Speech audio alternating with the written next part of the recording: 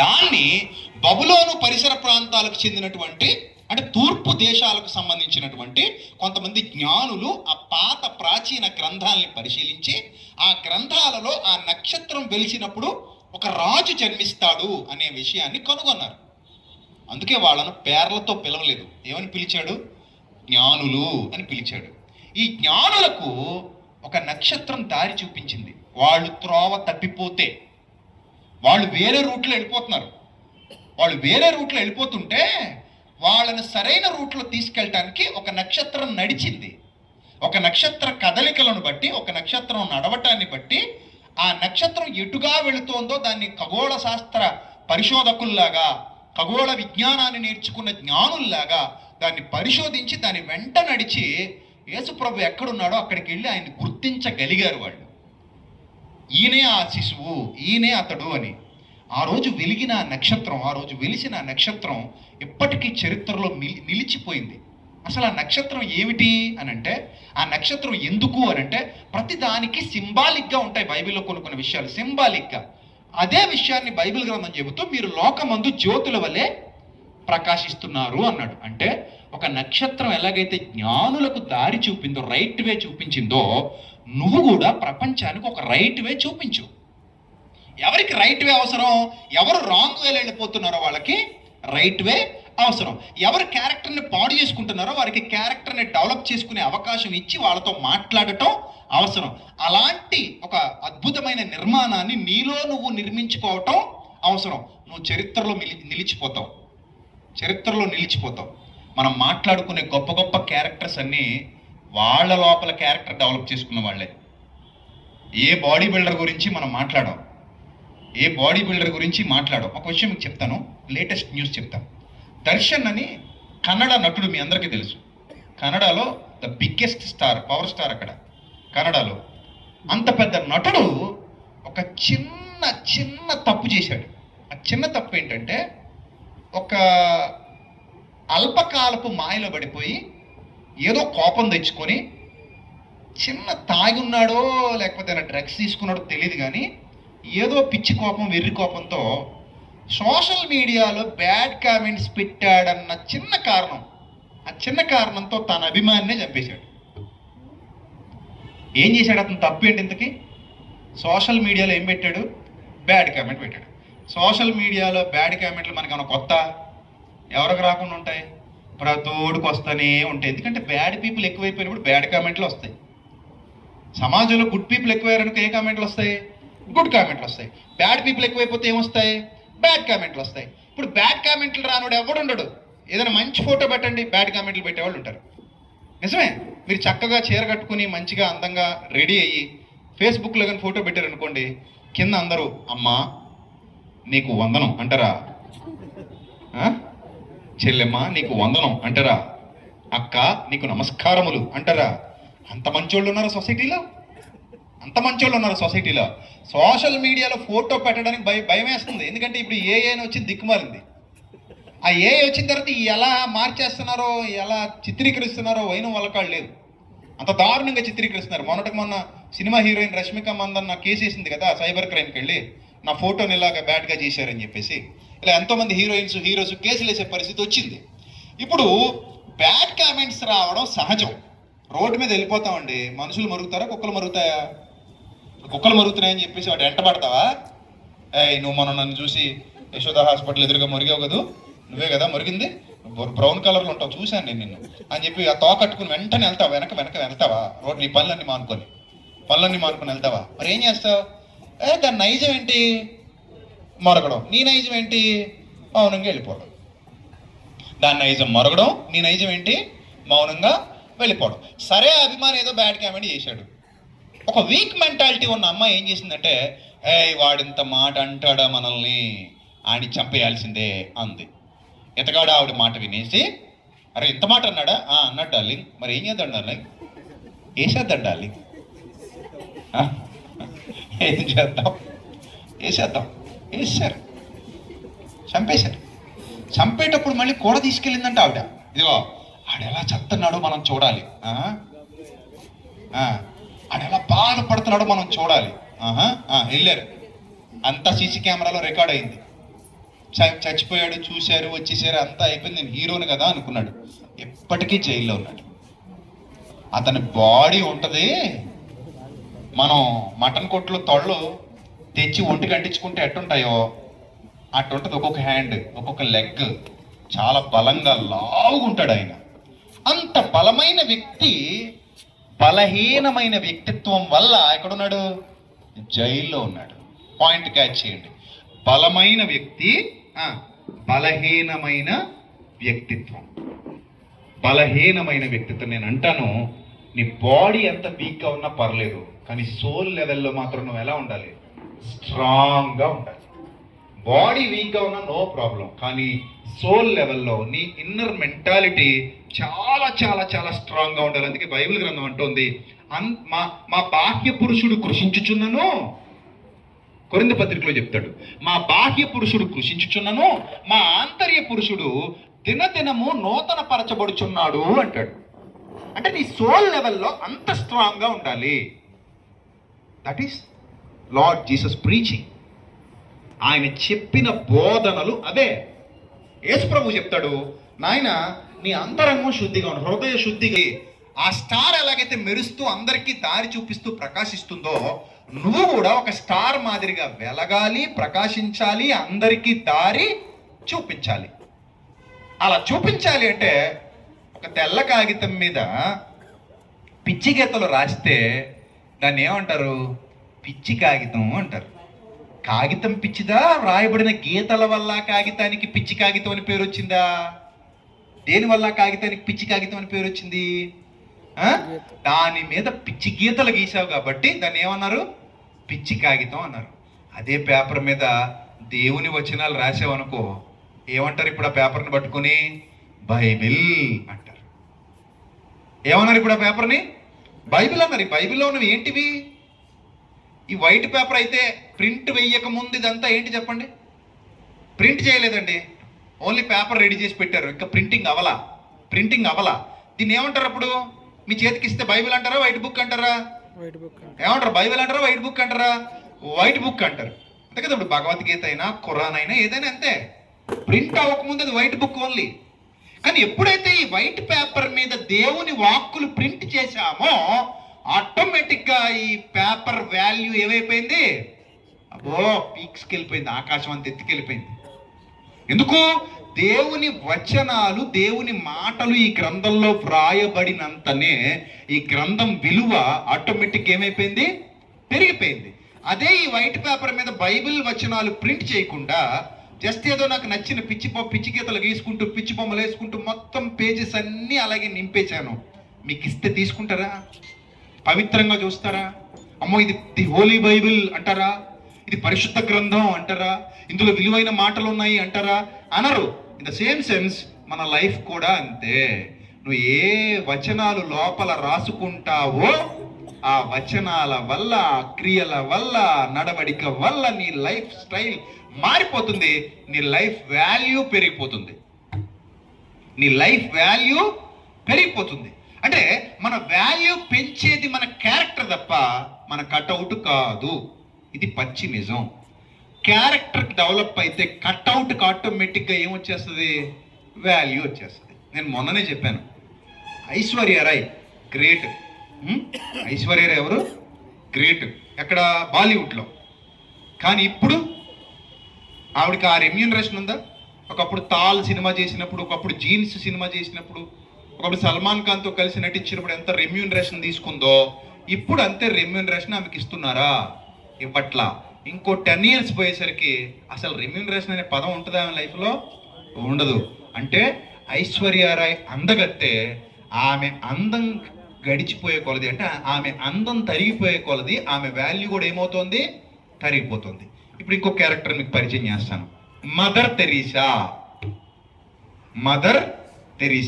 No makeup, no eyebrow shaping, no face pack కదా, no lipstick, no costly dress, work sari లేదు, ఏమీ లేదు. ఒక తెల్ల సాదా సీదా చీర, నెత్తి మీద ఒక ముసుగు, ముడతలు పడిపోయిన దేహం. ఈ ఫోటోకి లైఫ్ వాల్యూ ఎక్కువ, అంటే ఈ ఫోటోకి రన్నింగ్ ఎక్కువ, ఈ ఫోటోకి రన్నింగ్ ఎక్కువ లైఫ్ టైంలో. దేనికి రన్నింగ్ ఎక్కువ ఉంటుంది? ఐశ్వర్యానికి ఉంటుందా లేకపోతే మదర్ తెరీసాకు ఉంటుందా? మదర్ తెరీసాకు ఉన్నంత లైఫ్ రన్, లాంగ్ రన్ ఈ ఫోటోకి ఉండదు. That is the value of character. That is the value of character. క్యారెక్టర్కి లాంగ్ రన్ ఎక్కువ, కట్అవుట్కి లాంగ్ రన్ ఉండదు. కట్అవుట్ కొవ్వొత్తి లాంటిది, తొందరగా కరిగిపోద్ది. క్యారెక్టర్ ఆకాశంలో వెలిగే నక్షత్రం లాంటిది, అదంత తొందరగా కరిగిపోదు, నిలిచిపోతుంది. తరాలు మాట్లాడుకుంటారు నీ గురించి, చరిత్రలో మాట్లాడుకుంటారు నీ గురించి, చాలామంది గొప్పగా చెప్పుకుంటారు నీ గురించి. అదే క్రిస్మస్ పరమార్థం. యేసు ప్రభువు వచ్చి 2000 ఏళ్ళు అవుతుంది. చెప్పి ముగిస్తాను, జాగ్రత్తగా వినండి. యేసు ప్రభు అడుగుపెట్టి భూమి మీద ఎన్ని సంవత్సరాలు అవుతుంది? 2000 సంవత్సరాలు. ఆయన ఈ భూమి మీద బ్రతికింది ఎన్ని సంవత్సరాలు తెలుసా? ఎన్ని సంవత్సరాలు తెలుసా? జస్ట్ 33.5 సంవత్సరాలు చరిత్రకారుల లెక్కల ప్రకారం. అంటే చాలా యంగ్ ఏజ్లో ఆయన ఈ లోకాన్ని విడిచిపెట్టి వెళ్ళిపోయారు. బుద్ధుడి వయస్సు 70-80 సంవత్సరాలట చరిత్రలో. అరిస్టాటిల్ 120 సంవత్సరాలు బ్రతికాడట. ది గ్రేట్ అలెగ్జాండర్ దాదాపు 80 ఏళ్ళు బతికాడట. ఇక ప్రపంచంలో చాలా మంది గొప్ప గొప్ప వాళ్ళు ఉన్నారు, గొప్ప గొప్ప మేధావులు ఉన్నారు, గొప్ప గొప్ప సంఘ సంస్కర్తలు ఉన్నారు. వాళ్ళందరూ ఇయర్స్ బతికారు. కానీ జస్ట్ 33.5 ఏళ్ల లైఫ్ స్పాన్ ప్రపంచాన్ని నేటికి ప్రభావితం చేస్తున్న ఒక అద్భుతమైన రూపం యేసు ప్రభుది. రూపం అనగానే మీరు ఇది చూడకండి, నేను లోపల దాని గురించి మాట్లాడుతున్నాను. యేసు ప్రభు ఫోటో ఇప్పటి వరకు ప్రపంచానికి దొరకలేదు. ఎందుకంటే ఆ రోజుల్లో కెమెరా లేదు, ఆయన వాక్యమై ఉన్నాడు. ఆ క్యారెక్టర్ ఇప్పటికీ మాట్లాడుతుంది, ఆ క్యారెక్టర్ ఇప్పటికీ మనుషుల్ని ప్రభావితం చేస్తుంది. ఆ క్యారెక్టర్ ప్రపంచమంతా వెళ్ళిపోయింది. చాలా మంది అంటారు, మీరు మత ప్రచారం చేశారు కాబట్టి ప్రపంచం అంతా వెళ్ళిపోయింది అంటారు. మత ప్రచారం చేస్తే అడాప్ట్ చేసేసుకుంటారు ఏంటి? క్యారెక్టర్ లేకుండా చేసుకుంటారా? చేసుకోరండి. ప్రచారం చేస్తే అడాప్ట్ చేసేసుకునే వాళ్ళు ఎంత తెంగరోళ్ళు ఎక్కడ ఉన్నారండి ప్రపంచంలో? అంత తెంగరోళ్ళు ఎక్కడ ఉన్నారు ప్రపంచంలో? క్యారెక్టర్ అలా ఆకర్షిస్తుంది. That is the divine character. ఆయనకున్న డివైన్ క్యారెక్టర్ ప్రపంచాన్ని అంతటినీ అలిమేసింది. ప్రతి చోట ఈరోజు క్రీస్తున్నారు. ప్రతి చోట ప్రపంచం అంతా జరుపుకునే పండగ ఏదని ఇంటర్నెట్లో సెర్చ్ చేయండి, ఏమొస్తుంది చెప్పండి? ఏమొస్తుంది? ప్రపంచం మొత్తం జరుపుకునే పండగ ఏది? మతాలకు అతీతంగా, కులాలకు అతీతంగా ఏది అని అడిగితే ఫస్ట్ ఆన్సర్ దేనికి వస్తుంది? క్రిస్మస్. ఎందుకు క్రిస్మస్ అంటున్నారు? క్రీస్తు రూపం చూసి కాదు. ఆయన ఎలా ఉంటాడో ఏ కెమెరాకి దొరకలా, ఏ పెయింటర్కి దొరకలా. మీరు బయట చూసే బొమ్మలన్నీ మనిషి ఊహించేసిన బొమ్మలు, అవి నిజాలు కావు. ఇది యేసు ప్రభు ఫోటో అని చెప్తే అది సినిమాలో బొమ్మ లేకపోతే ఎవరైనా పెయింటర్ వేసిన బొమ్మ తీసుకొచ్చి పెడతారు తప్ప that is not original photo of lord Jesus Christ. మరి ఒరిజినల్ ఫోటో ఏది అంటే ఆయన క్యారెక్టరే ఆయన ఒరిజినల్ ఫోటో. యేసు ప్రభు వారి క్యారెక్టరే ఆయన ఒరిజినల్ పిక్చర్. ఎస్, అదే ఆయన ఒరిజినల్ పిక్చర్. ఆ ఒరిజినల్ క్యారెక్టర్ అనే పిక్చర్తో ప్రపంచం మొత్తాన్ని ఆలోచింపజేశాడు. అంతెందుకు, మహాత్మా గాంధీ తన ఆటోబయోగ్రఫీలో రాసిన సత్యాన్వేషణలో నా ప్రయోగాలను గాంధీ గారు బుక్ ఉంటుంది, చాలా బాగుంటుంది, చదవండి దొరికితే. అందులో ఆయన రాసిన మాట, నేను బారిస్టర్లా చదువుతున్నప్పుడు నన్ను ప్రభావితం చేసినటువంటి అత్యంత అరుదైన గొప్ప వ్యక్తులలో మొట్టమొదటి వాడు యేసుక్రీస్తు. అక్కడ బైబిల్ చదివాడు. అందులో మాట అన్నాడు, కొండ మీద ప్రసంగం ఒకటి వింటే చాలు మనిషి మారిపోతాడని గాంధీ మహాత్ముడు సాక్ష్యం ఇచ్చాడు. ఆ ప్రేరణతోనే గాడ్సే తనని కాలుస్తున్నప్పుడు నన్ను కాల్చిన గాడ్సేని క్షమించి వదిలేయండి అని స్టేట్మెంట్ ఇచ్చాడు. అతన్ని చంపకండి, అతన్ని ఉరితీకండి, క్షమించి వదిలేయండి. కుడి చెంప మీద కొడితే ఎడం చెంప కూడా తిప్పు అని చెప్పాడు గాంధీ మహాత్ముడు. అహింస అనే సిద్ధాంతాన్ని అవలంబించాడు స్వతంత్రోద్యమంలో. దీని అంతటికీ ప్రేరణ ఎవరంటే ఆయన పుస్తకంలో రాశాడు, లార్డ్ జీసస్ క్రైస్ట్ అని. అంటే ఇప్పుడు యేసుప్రభు బొమ్మ చూశాడా, యేసుప్రభు క్యారెక్టర్ చూశాడా? ఏం చూశాడు చెప్పండి? యేసుప్రభు క్యారెక్టర్ అండి. ఆయన మాటలో ఉన్న ప్రభావితం అలా ఉంటుంది. ఆయన ఎప్పుడూ మతం బోధించలేదు, ఆయన ఎప్పుడు మతాన్ని నేర్పించలేదు. నువ్వు జుట్టు ఇలా దూకోకూడదు, అలా దూకోవాలి. యేసుప్రభుకి ఎందుకంటే నువ్వు జుట్టు ఎలా దూకుంటే? నీ జుట్టు చెదిరిపోవచ్చు, నీ జుట్టు ఊడిపోవచ్చు. ఆఫ్రికాలో కొంతమంది ఉంటారు, వాళ్ళ జుట్టు చూసారు ఎలా ఉంటుందో. కనీసం దువ్వెన కూడా వెళ్ళదు అందులోకి. పెడదామని ట్రై చేస్తే దువ్వెన బయటికి రాదు కదా. అలా ఉంటే ఆ జుట్టు కూడా ఆయన సృష్టించాడు కదండి. జుట్టు గురించి ఆయనకి ఎందుకంటే కట్టు బొట్టు జుట్టు ఇవి కాదు యేసు ప్రభు పట్టించుకునేది. అసలు పట్టించుకోడు. కొంతమంది అంటారు, నువ్వు చైన్ వేసుకోకూడదు అంట. నీకేంది పోయే కాలం, వాళ్ళు వేసుకుంటే వేసుకొని. నువ్వు రంగు బట్టలు వేసుకోకూడదు, మరి ఏం వేసుకోవాలి? తెల్ల బట్టలే వేసుకోవాలి. ఎక్కడుంది అసలు అలాగని? అవేం చెప్పలేదండి యేసు ప్రభు. నువ్వు తెల్ల బట్టలు వేసుకోవాలి, నువ్వు జుట్టు దూకోకూడదు, నువ్వు గోల్డ్ చైన్ వేసుకోకూడదు, లేకపోతే నువ్వు ఏదో పౌడర్ రాసుకోకూడదు, ఇవన్నీ చెప్పరు ఆయన. ఆయనకి అది అవసరం లేదు. ఆయన చెబుతున్నది ఒక్కటే, నీ క్యారెక్టర్తో గొప్ప సాక్షిగా నిలబడు, నీ క్యారెక్టర్తో గొప్ప అరుదైన వ్యక్తిగా నిలబడు, నువ్వే ఒక స్టార్ లాగా ప్రకాశించు, నీ జీవితంలో ఒక అద్భుతమైన వ్యక్తిత్వంతో, ఆ వ్యక్తిత్వ నిర్మాణంతో బయటికెళ్ళు, ఆ వ్యక్తిత్వ నిర్మాణంతో ఈ లోకాన్ని విడిచిపెట్టు, అప్పుడు నీకు బెనిఫిట్ ఉంటుంది, అప్పుడు నీకు బహుమానం ఇస్తానని చెప్పాడు ఆయన. క్యారెక్టర్ బహుమానాన్ని తీసుకొస్తుంది తప్ప కటౌట్ బహుమానాన్ని తీసుకురాదు. క్యారెక్టర్ వాల్యూ తీసుకొస్తుంది తప్ప కటౌట్ వాల్యూ తీసుకురాదు. మీకు విషయం చెప్పనా, ఫ్రాంక్గా మాట్లాడతాం. ఎవరైనా ఒక సినిమా నటుడు చచ్చిపోయారు అనుకోండి, ఏమంటారు తెలుసా? ఇండస్ట్రీకి తీరం లోటు అంటారు. ఏంటది? అంకుల్ కూడా ఇండస్ట్రీలో చాలా మంది పరిచయస్తులు ఉన్నారు. ఎవరు? పెద్ద పెద్ద నిర్మాతలు, అవి సార్కి తెలుసు. సో ఇండస్ట్రీకి ఏంటట? తీరని లోటంట. మొన్న బాలీవుడ్ నటుడు ధర్మేంద్ర, ఆయన చనిపోయాడు. ధర్మేంద్ర అని ఆయన చనిపోయాడు. అందులో ఏం రాశారంటే, ఇండస్ట్రీ పక్కన పెట్టేశారు. ఆయన ఇప్పుడు బతుకున్నా మీరు ఇలాగే ఉంటారు, ఆయన చనిపోయినా మీరు ఎట్టనే ఉంటారు. చచ్చిపోయినందుకు మాత్రం ఏం లోటు అంటే వీళ్ళకి? తీరం లోటంట. ఏమి తీరం లోటరు నాయన మీకు? మీరు వదిలేశారు ఎప్పుడో, రిటైర్ అయిపోయాడు ఆయన, పక్కన పెట్టేశారు. పక్కన పెట్టేసి ఏమని మాట్లాడుతున్నారు? తీరం లోటని మాట్లాడుతున్నారు. గుర్తుపెట్టుకోండి, కట్అవుట్ ఎవరికి అవసరం లేదండి. అలా చెప్తారంతే పైకి గాలి మాటలు, కానీ క్యారెక్టర్ మాత్రం లైఫ్ లాంగ్ మర్చిపోరండి. లైఫ్ లాంగ్ మర్చిపోరు. మా తాతగారు ఫోటో నాకు ఎప్పటికీ గుర్తుండదు, కానీ మా తాతగారు నా కోసం ఏం చేశారో మాత్రం గుర్తుంటుంది. మా తాతగారు ఎలా బ్రతికారో నాకు గుర్తుంటుంది కదా. మీ జీవితంలో విలువైన వ్యక్తులు వాళ్ళ క్యారెక్టర్తో మీ మీద ప్రభావితం చూపిస్తారు. అది ఎప్పటికీ మిమ్మల్ని విడిచిపెట్టిపోదు, లైఫ్ లాంగ్ గుర్తుంటుంది. కానీ కటౌట్ మాత్రం రోజు రోజుకి ఏమైపోద్ది? మారిపోద్ది.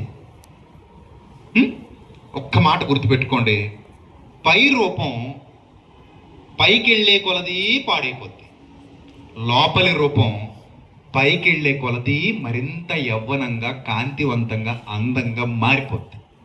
ఇప్పుడు అంకుల్కి 77 ఏళ్ళు, 77 ఏళ్ల అందగాడు ఆయన నా దృష్టిలో. మీరు ఏమైనా అనుకోండి, అదే చెప్తాను.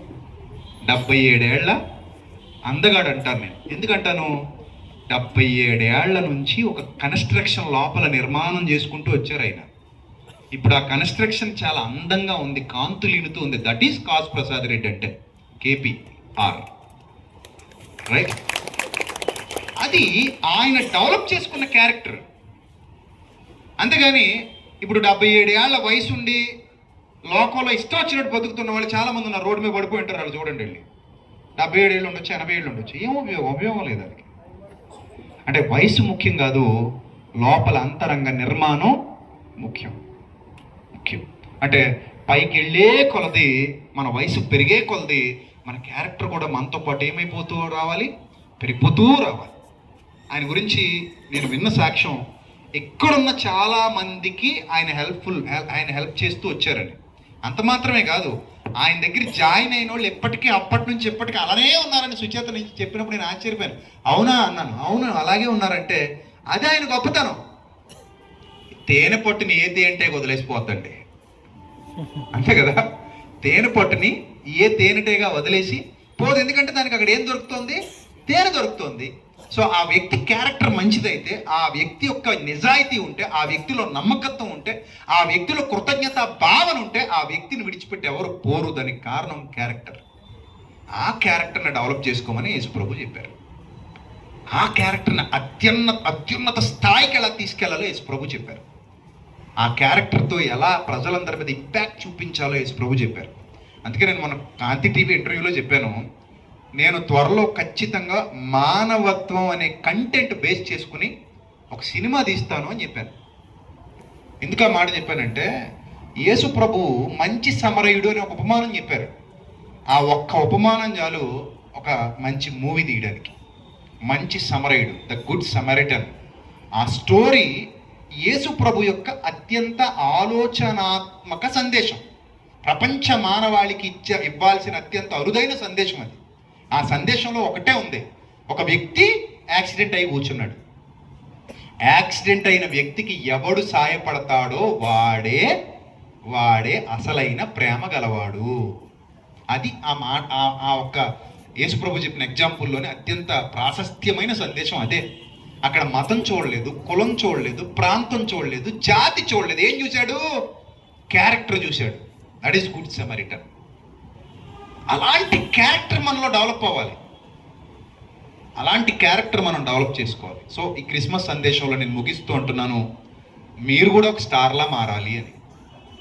స్టార్లా మారాలని ఎంతమందికి అనిపిస్తే వాళ్ళు ఈ రోజు నుంచే ట్రై చేయండి. అప్పుడప్పుడు నిర్ణయాలు తీసుకుంటాం కదా, డిసెంబర్ 31st రేపటి నుంచి ఎట్టి పరిస్థితుల్లో ఎక్కడికి వెళ్ళిపోవాలి చెప్పండి? ఎక్కడికి వెళ్ళిపోవాలి? జిమ్కి వెళ్ళిపోవాలి. రేపటి నుంచి ఎట్టి పరిస్థితుల్లో ఎక్కడికి వెళ్ళిపోవాలి? వాకింగ్కి వెళ్ళిపోవాలి. ఈ ఎట్టయినా అబ్బా ఈ పొట్ట కొంచెం ఏం చేయాలి? తగ్గియాలి. ఎట్టయినా ఈ పొట్ట ఏమవ్వాలి? తగ్గాలి. ప్రతి డిసెంబర్ 31st అట్టనే అనుకుంటాం, కానీ పొట్ట అలాగే ఉంటుంది, అన్నీ అలాగే ఉంటాయి, మార్పు ఉండదు. కానీ సీరియస్ నిర్ణయం తీసుకున్నవాడు ఏం చేస్తాడంటే ఖచ్చితంగా తగ్గించాలనుకుంటే తగ్గిస్తాడు, చేయాలనుకుంటే చేస్తాడు. ఈరోజు నేను మిమ్మల్ని అందరినీ రిక్వెస్ట్ చేస్తున్నాను, కనీసం డేలో ఒక 1 hour అయినా సరే క్యారెక్టర్ డెవలప్మెంట్ మీద దృష్టి పెడుతూ బైబిల్ చదవండి. బైబిల్లో ఎన్నో ఉన్నాయి. ఒక్క సామెతల గ్రంథం చదవండి చాలు, ఇంకేం అక్కర్లా. ఫస్ట్ స్టార్ట్ చేస్తే ఒక సామెతల గ్రంథం చదవండి. ఆ సామెతల గ్రంథంలో ఉన్నవన్నీ మీ క్యారెక్టర్ డెవలప్మెంట్కి ఉపయోగపడేవి. అందులో ఉన్నంత స్టఫ్ మీకు ఎక్కడ ఏ సైకాలజీ బుక్స్లో కూడా దొరకదు, అంత స్టఫ్ ఇచ్చాడు. ఒక్క సామెతల గ్రంథంలో ఉన్న స్టఫ్ మీకు సైకాలజీ బుక్స్లోనే ఉండదు, అంత స్టఫ్ ఉంది అందులో. చదవండి, మీ క్యారెక్టర్ డెవలప్ అవుతుంది. కనీసం రోజుకు 1 hour చదివి పక్కన పెట్టేయకండి. చదివిన దాన్ని ఎందులో పెట్టాలి? ఆచరణలో పెట్టండి. అలాగే ఈరోజు మీరు విన్న ప్రసంగం మిమ్మల్ని కదిలిస్తే మీరు 10 మందితో పంచుకోండి. రాత్రి మేము క్రిస్మస్ మీటింగ్కి వెళ్ళాం, అక్కడ ఒక ఆయన వచ్చి మాట్లాడారు, ఈ పాయింట్స్ అన్నీ చెప్పారు, ఈ పాయింట్స్ కరెక్టే అనిపిస్తుందా అని అవతల వ్యక్తిని అడగండి. అవతల వ్యక్తి మీకు ఏం చెప్తాడో వినండి. అలా 10 మందికి చెప్పండి, లోపల నాటుకుపోద్ది. విత్తనం భూమిలో కప్పెట్టి 10 రోజులు వాటర్ పోస్తే ఏమవుతుంది? మొలకెత్తుతుంది. అలాగే నేను చెప్పిన విషయాలు మీరు 10 మందితో పంచుకోండి, అవి మీ లోపల నాటుకుపోతాయి. అది మీకు ఎంత స్ట్రెస్ పడిందో, అంటే ఎంత నొక్కి రాశారో అంతగా పేపర్ మీద పడిపోయినట్టుగా, ముద్ర పడినట్టుగా మీరు 10 మందికి చెప్తూ పోయే కొలది అవి మీ మనసులో కూడా ఏమైపోతాయి? ముద్ర పడిపోతాయి. అవి మీ ఆచరణలోకి వచ్చేస్తాయి. అలా మీ క్యారెక్టర్ మీరు డెవలప్ చేసుకుంటే ఖచ్చితంగా చెప్తున్నా, మీరు కూడా ఒక మంచి వ్యక్తిత్వం గలవారుగా మారుతారు. అర్థమైందా? సో మీరు కూడా చాలామందిని అంకుల్లాగా ప్రభావితం చేయగలుగుతారు, చాలామందిని ఆలోచింప చేయగలుగుతారు. అలాంటి గొప్ప స్థితి ఈ క్రిస్మస్ పర్వదినాల్లో మీరు అందరూ కలిగి ఉండాలని మనస్ఫూర్తిగా కోరుకుంటూ, ఇంతసేపు ఓపిక్గా కూర్చొని కదలకుండా మెదలకుండా నా మాటలు విన్నందుకు, ఒకవేళ మీకు బోరు కొట్టించి ఉండొచ్చు, నేను నాకు తెలీదు, కొట్టించానా? బోరు కొట్టించానా? టైం తెలియకుండా మాట్లాడానా? Right. Thank you so much. Love you all. God bless you all.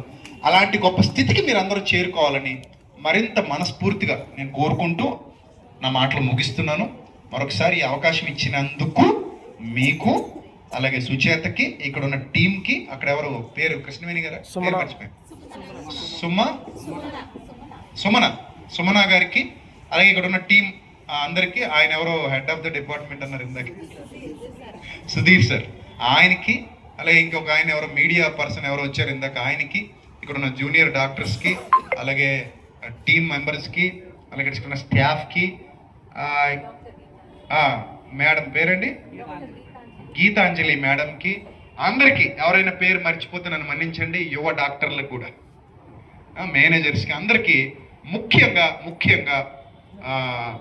మా ఆప్తులు, ఆత్మీయులు, మా తండ్రి సమానులు, ఆయన పేరులో సగం నాది, ఎప్పటికైనా ఆయన అంతటో నవ్వాలి నేను కూడా. సో అలాంటి ఒక అరుదైన వ్యక్తి నాకు దొరకడం నా అదృష్టం అనుకుంటాను. ఆయన్ని, అంత మంచి ఆత్మీయులైన ఆయనకి నా హృదయపూర్వక, నా శిరస్సు వంచి నమస్కరిస్తున్నాను ఆయనకి. సో మీ అందరికీ నా నిండు కృతజ్ఞతలు. Thank you all, love you all.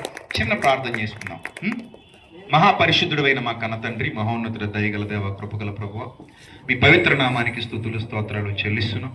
ఇంత గొప్ప విలువైన సమయాన్ని మాకు ఇచ్చినందుకు, ఇంతమంది ఆత్మీయులతో ఇలా సంభాషించడానికి, ఇంత చక్కగా ఈ క్రిస్మస్ ఇక్కడ జరుపుకోవడానికి, ప్రభా జరగదు అనుకున్న కార్యక్రమాన్ని ఇంత అందంగా, ఇంత గొప్పగా, ఇంత ఘనంగా జరిపించినందుకు కృతజ్ఞతాస్తుతి స్తోత్రాలు చెల్లిస్తూ ఇక్కడున్న ప్రతి ఒక్కరిని పేరు పేరున దీవించి ఆశీర్వదించమని, రాబోయే నూతన సంవత్సరం వీరందరి జీవితాలకు మేలుకరంగా, వారి కుటుంబాలకు దీవెనకరంగా, వారి ఉద్యోగాలకు ఉపయోగకరంగా, వారి ప్రతి విషయంలో, వారి ప్రతి అడుగులో తోడుగా ఉండునట్లు, అలాగే వారు అనుకున్నవన్నీ ఈ నూతన సంవత్సరంలో నెరవేరునట్లు, ప్రభా వారి న్యాయమైన కోరికలు, న్యాయమైన వాంఛలు మీ కృప ద్వారా జరుగునట్లు, వారి పిల్లలు, వారి పిల్లల పిల్లలు కూడా మీ సన్నిధి కాంతిలో వర్ధిల్లునట్లు సహాయం దయచేయండి.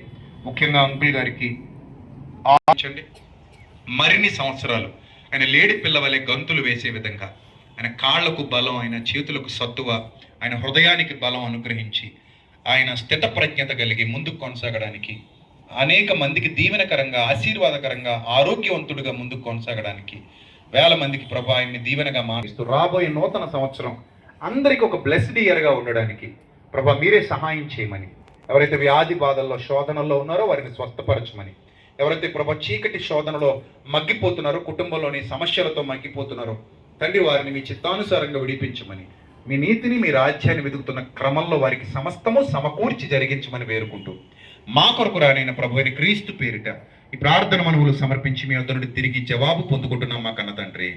ఆమెన్. అందరికీ వందనాలు. Well, God bless you all, love you all, God bless you, God bless you. Thank you so much. Thank you.